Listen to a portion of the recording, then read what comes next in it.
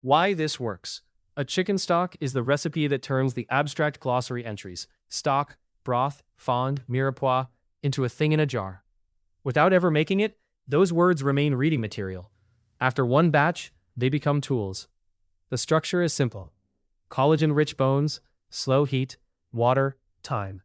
Three things happen in parallel over the long simmer. Collagen converts to gelatin.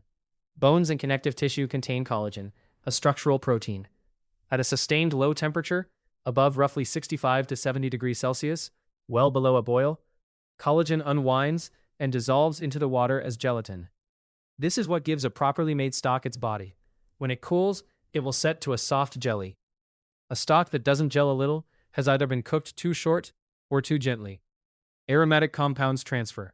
The mirepoix's onion, carrot, celery flavor migrates into the water over the cook. So do the bay leaf, peppercorns, and herbs.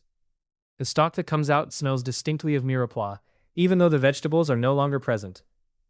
They have left their character behind. Water leaves. Not as much as in a sauce reduction, but enough that the stock concentrates somewhat as it simmers. 3 liters in becomes about 2 liters out. This concentration is part of the body, alongside the gelatin. The white versus brown choice is the editorial moment. A white stock starts with raw bones. The result is pale, clean, neutral, and works under almost any sauce, soup, or braise. A brown stock starts with roasted bones. The Maillard reaction, the browning chemistry between heat, protein, and sugar that builds deep roasted flavor on the roasted bones, contributes a darker color, a deeper aroma, and a slightly thicker mouthfeel. Brown stock makes better demi-glace and deeper pan sauces. White stock makes better risotto and lighter soups. Most home cooks reach for white as their default. It's the more universal of the two. The mirepoix here is doing the same work it does in a pottage, but stretched across a longer timeline. Onion supplies sweetness and depth.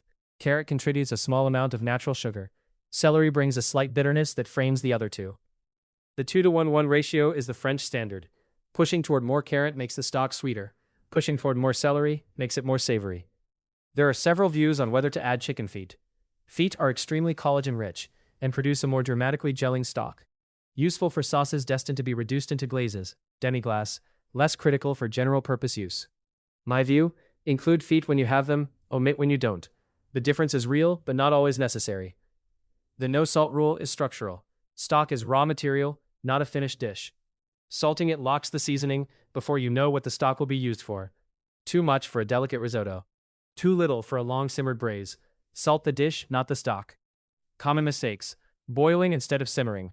Target: surface barely dimpling. Small, slow bubbles. Never a rolling boil. Temperature about 85 to 90 degrees Celsius. Why it matters: a hard boil emulsifies fat into water. Blends them into one cloudy mixture instead of letting the fat sit on top. Equals cloudy stock. It also breaks down vegetables and bones aggressively, releasing impurities faster than skimming can keep up with. Once cloudy, the stock can't be reclarified easily. What to do? Bring to a simmer over medium heat. Drop to lowest setting as soon as the first bubbles appear. Adjust if needed. Too quiet? Raise slightly. Too vigorous? Lower. Workarounds: stove can't go low enough? Diffuser plate under the pot, or use the oven at 90 degrees Celsius for hands-off control. Hot water start. Target: cold water over raw bones. Bring up to simmer slowly. Why it matters: hot water traps proteins inside the bones. They leach out gradually as cloudy strands instead of rising as clean foam. The cold water start is the key to clarity. What to do: cover bones with cold tap water. Set to medium heat. Skim foam as it rises. First 10 minutes. Workarounds: already poured hot water. Add ice cubes to drop temperature and restart slowly. Partial recovery only. Stirring. Target: don't stir. Skim only. Why it matters: stirring breaks down vegetables and bones into the liquid, clouding the stock. The pot self-clarifies if left alone. Convection currents do the gentle mixing. What to do: touch the pot only to skim. Ladle out foam at the surface. Set down. Workarounds: worried about uneven heating? Use a heavy-bottomed pot. Distributes heat without needing stirring. Skipping the skim. Target: skim every 2 to 3 minutes. Lift the foam off the surface with a ladle. During the first 10 minutes, gray-pink foam rises early. Why it matters: that foam is coagulated blood proteins and impurities. Cooked back into the liquid, it produces a cloudy, off-flavored stock. The window is the first 10 minutes when proteins denature, unfold and firm up with heat, rising as foam most actively.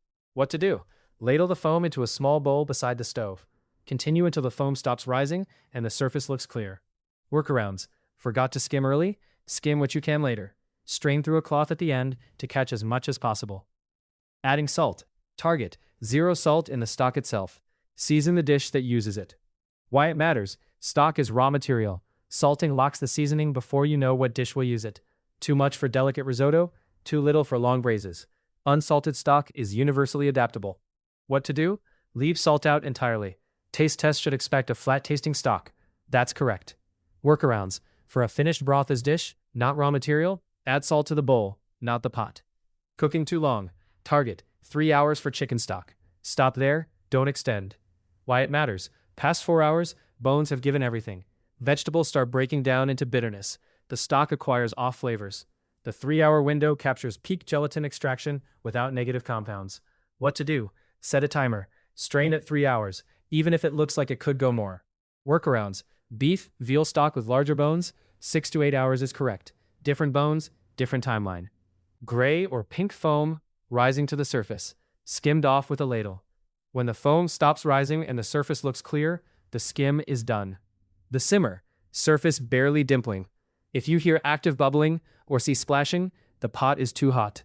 The color at 1 hour, pale gold for white stock, deeper amber for brown. The color stabilizes around the 1 hour mark and deepens only slightly thereafter. The aroma at 2 hours, kitchen smells of roast chicken, mirepoix, and a savory background. If there's any acrid or burnt note, the pot is too hot. The finished stock after chilling, a soft jelly when refrigerated, a thin layer of solid fat on top. The jelly is gelatin from the collagen. The fat lifts off cleanly with a spoon. Chef's view. There are several views on whether to use whole carcasses or specifically bones. A carcass from a roast chicken is a free start. The bones already have some Maillard depth from the roast, and the meat scraps add savor.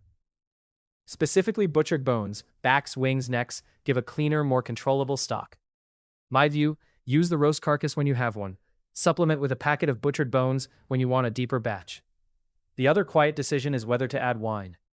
A splash of white wine added in the first 30 minutes gives the stock a slightly acidic, slightly brighter register. Useful when the stock will go into sauces with rich proteins. Most classical chicken stocks omit it. Many modern French kitchens include it. Both are correct. My default is no wine for a multi-purpose stock. Yes, wine when I know the stock is destined for fish poaching or a lighter sauce. A note on salt. As above, stocks are not seasoned. If you taste a finished stock and it tastes flat, it isn't. It's tasting unsalted. When it goes into a dish, the salt arrives there. A flat stock is a normal stock.